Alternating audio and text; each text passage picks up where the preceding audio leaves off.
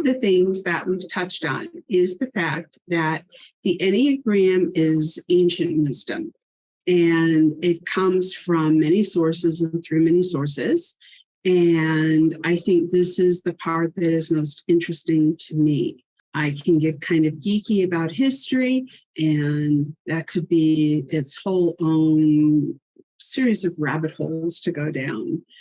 More recently, and I'm giving you these names so that if anybody ever wants to talk to you about it, you've heard these names, you can go look them up.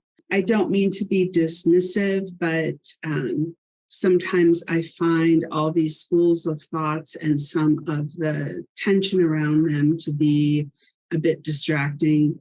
Gurdjieff was an Armenian. Some people say he was a mystic. Some people say he was a psychologist. And he picked up on the Enneagram, bringing it back into popularity.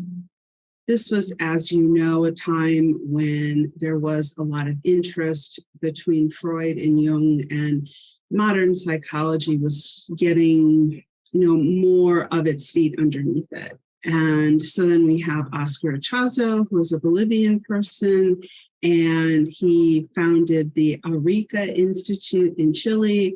They used the Enneagram to map the human psyche. I think that would actually probably be something very interesting for those of you who really want to geek out to go look at. Naranjo, psychiatrist, applied Western psychology insights into the Enneagram. Cute, they say they share it with the hippie culture.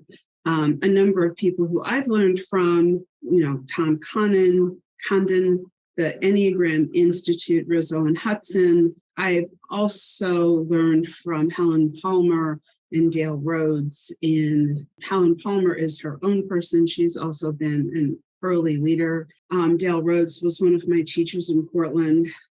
So everybody has their thoughts and opinions about all of these things. One of the things that I find interesting about the Enneagram is that it does seem to consistently have some level of adaptability.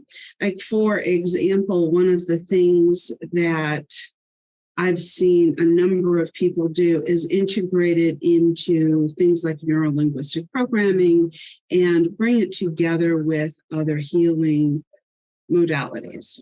So if this is something that interests you, go knock your socks off.